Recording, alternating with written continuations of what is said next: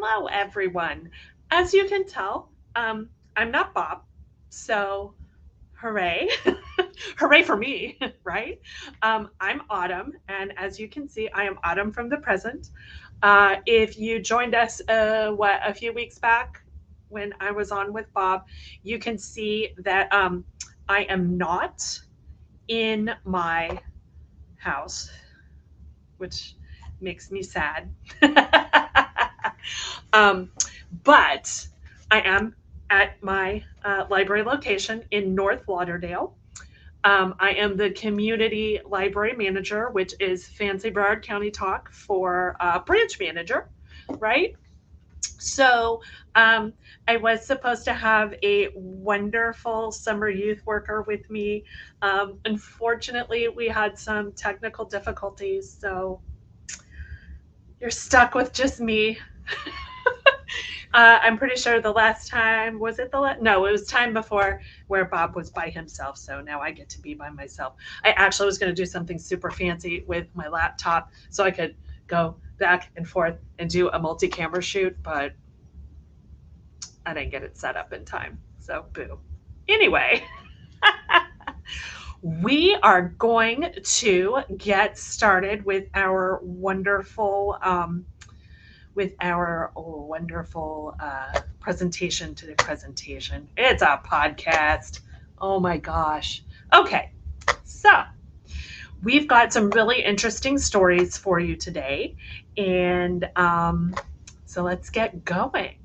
All right, here we go. Let me get over to my first story, which is, oh no, where'd I go? There I am. Surprise! We're going to share my screen here. Da-da-da. Why does this have to be so complicated? There we are. And so, our first story is about a recent event with NASA. Oh my goodness. There we go. We're going to stop sharing this one. Uh-oh. I messed it up. It's okay. Bob's going to he's going to be like, oh my gosh, you're screwing up my thing. Anyway, we are looking at a story from NASA that we have coming up right now. Here we are. Okay. Nope, that's not it. Nope. This is what happens when I do it by myself. Things get weird. So let me remove that. Yay! I figured it out. I'm so happy.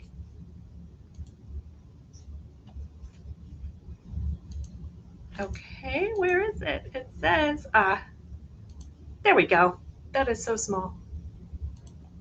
There we go. That's better.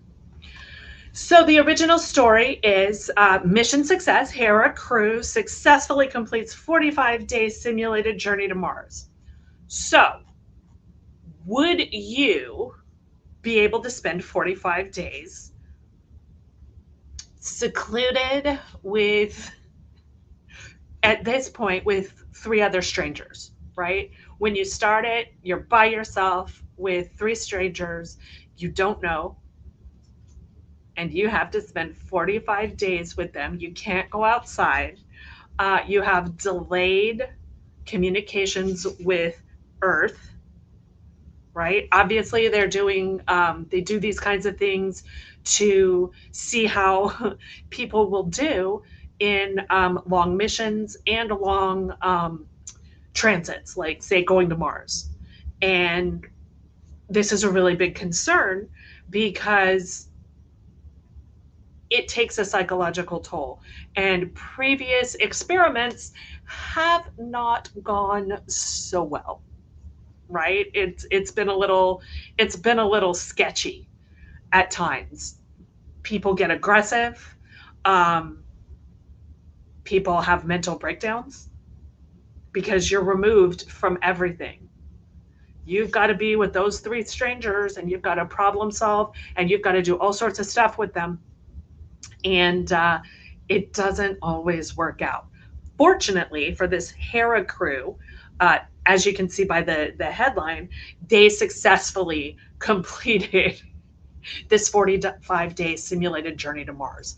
And so, quick little thing, what HERA stands for is Human Exploration Research Analog, which means it's fake. They were on Earth the whole time. We did not send them to Mars and back. But as you can see, this is an international crew. These are people from all over the world that had to get along with one another, that had to eat with each other. Me personally, I can't eat with other people that I don't know because I don't know what sounds they're going to make. And that is not going to be okay. So, this is part of the capsule, as you can see on screen, that they lived in for 45 days. Nope.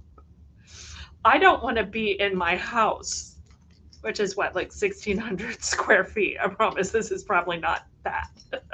No, thank you. Here they are, all smiley. This is after the fact, so hooray, they're still smiling. I mean, there's a camera saying cheese. I mean, they may not have said cheese, but you know. I mean, oof. They even did a little show and tell, if you will, for a bunch of students at the at Johnson Space Center in Houston. So that was really cool, and they were there in Houston. But boof, that's a long time to be with three strangers. I mean, obviously, after the fact, they're no longer strangers. I know one of the crew members said you have to get along. You just have to, and it's best to when you share meals, just listen. You listen to each other and communicate, and that's the best way to get around this. Okay, next up, now from space.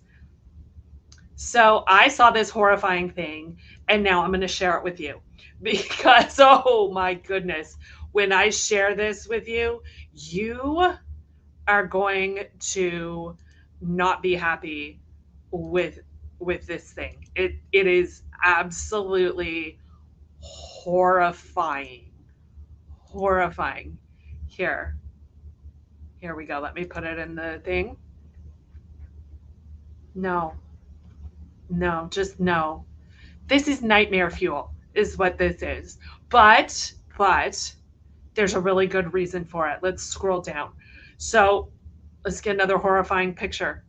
Yeah, that's why did it have to have the eyes? The skin is bad enough. This is some researchers from University of Tokyo, from Harvard University, made a what's called perforation type anchors on a robot. As you can see, there's little holes around its face, and those are the anchors. And this almost makes me want to cry. It's so horrifying. But that's actual skin, right? What I learned from this article is that apparently you can buy human skin cells for commercial use. So here's something, the education, right? Things we didn't know we needed to know, that you can buy human skin cells on the internet. I don't know if they bought them on the internet, probably, but you're not going to get them on Amazon. I mean, I didn't look, but you know. So this horrifying thing is actually really good. They say it's for robots and for better use, and it can smile, and no, nobody wants that. But what it is good for, this is a little head that they did. They also put the skin on. But what it is actually good for, let's scroll down here. Ugh, no. Is that it is good for regenerative care. So burn victims, other sort of facial or other skin trauma victims, that this could actually help those people. This horrifying smiling robot can actually help them with that, so that they can grow the skin and make it better for people who actually need it instead of creeping people out with robots. So, yay! Okay, so that is not going to work. Okay, cool, cool, cool. We love it. Let's come to our next one, which is, let's just get that thing out of there because we don't want to see that anymore. Nope, nope, nobody wants to see that. It's creepy, creepy robot. Next up, why when getting stronger faster is not a good thing. So here we have a story about Hurricane Beryl. Beryl? It's not Beryl. Beryl. Who has just passed under Jamaica, lashing them with strong winds, torrential rains. Obviously, it has totally decimated Grenada and the Windward Islands. So that is a terrible thing. However, if you hadn't heard, this hurricane is the fastest hurricane to reach a category 5. So this is kind of freaky, especially if you are here with us in the state of Florida, anywhere in the state of Florida. It doesn't actually matter where, because it hits one place, it's going to hit us all, especially if it's big. So the problem with this is, we all know our hurricane season here in the Atlantic starts on June 1st. And we know here, especially in South Florida, that we're not going to get a storm. If we get a storm, it's not happening until late August, maybe. September is really our prime. That's when we really need to be careful and get our supplies and whatnot. But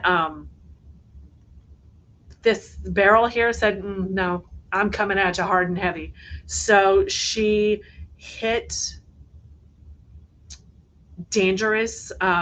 Let's see. She hit category 5, I believe, within 48 hours. Well, she became a major hurricane. Major, I think, is category 3 and above. So she hit at least a category 3 within 48 hours of becoming a tropical depression. So that means she became at least a category 3 hurricane within 48 hours of getting a name. No, not even a name, getting a number. So here it shows, you can see, nice little Beryl there at her strongest, getting up there with some of these other big guys. I'm assuming this October spike, that's got to be Hurricane Wilma, because she was nasty. But the problem is, she also formed way out east in the Atlantic, like not too far off the African coast. And so the biggest issue with this is, what it means is the band where our tropical development happens has reached August to September temperatures already. That is bad news for the islands in the Caribbean. That's bad news for us here in Florida. It's bad news for Mexico, and it's bad news for Texas and pretty much the Gulf Coast, because that means we can all get hit from now on, from now until, who knows, it could be the end of November.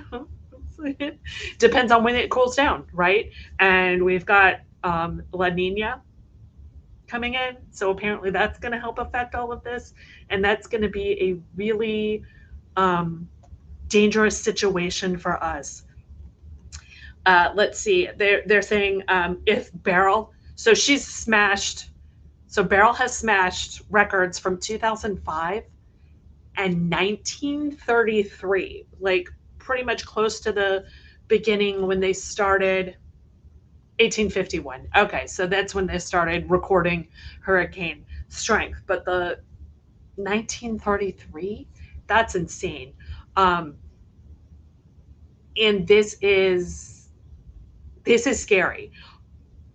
yes, the oceans are getting warmer. And the article talks about how even with that, this is still unusual. This is still an outlier. This is still a um, interesting thing. This is still, kind of like a freak situation. But who knows how freak it's going to be for how much longer? I mean, it could start happening more and more. Fortunately, she is going to start tapering down, and we're all going to breathe a sigh of relief once she gets down into depression, storm type situations. So, yeah, not good. Okay, next up, we have another interesting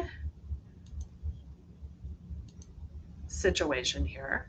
Um, so, our, I mean, of course, we're going to talk about AI, right? How can we not talk about AI?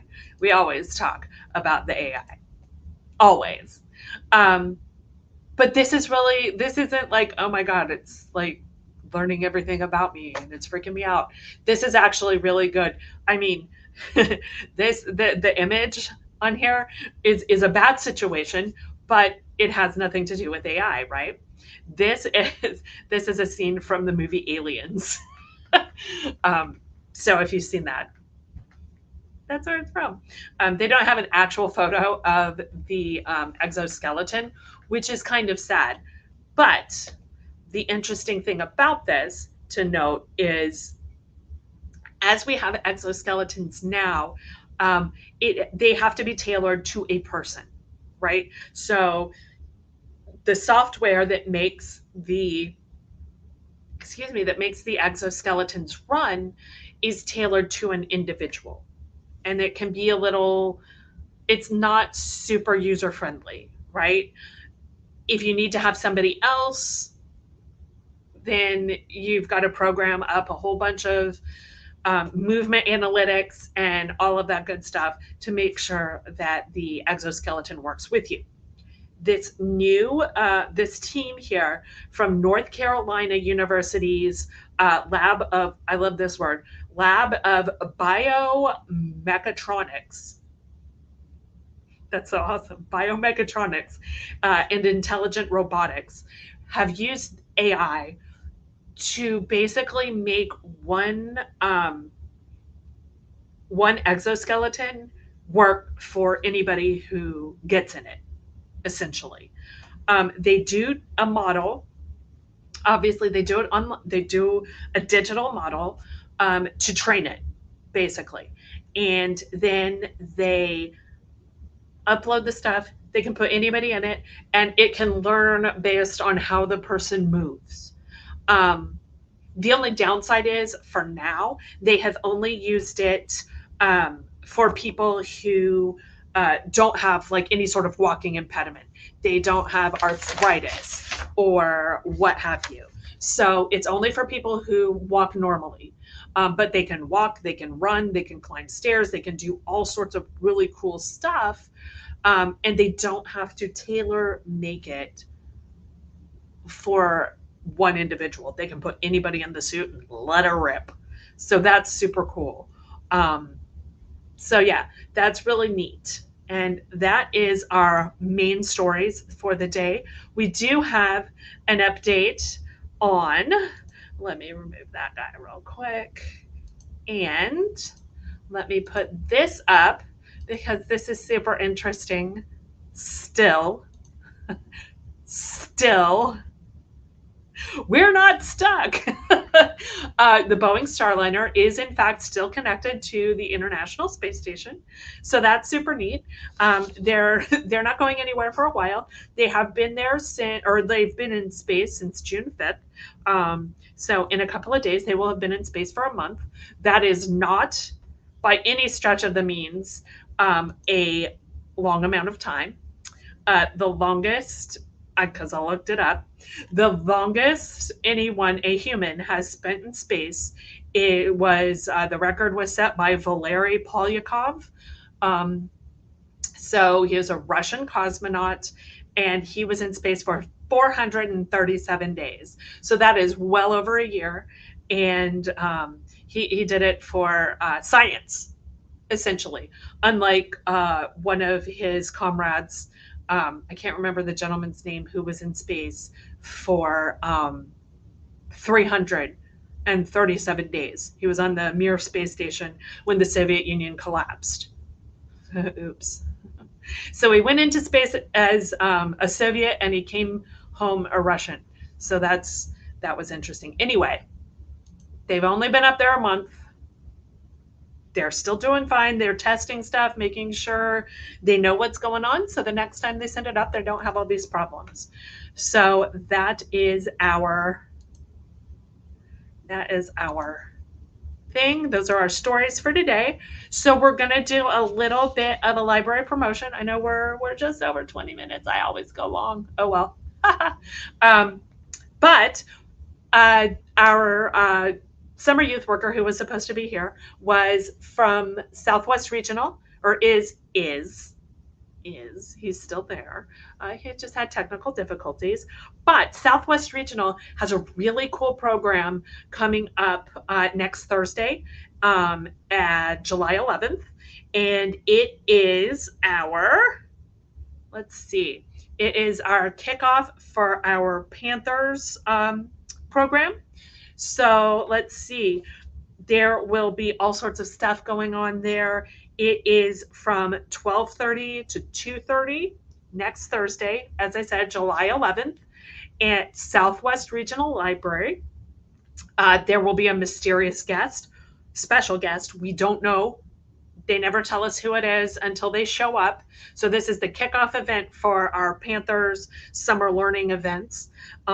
There will also be things like there's a video game truck that's going to be there, slap shot, giant Jenga, and cornhole. There will be a little craft thing for the kiddos to do. And then our special guest will be reading a book to the kids, right? And does an autograph session. And the mascot, Stanley C. Panther, will be making the rounds around the building.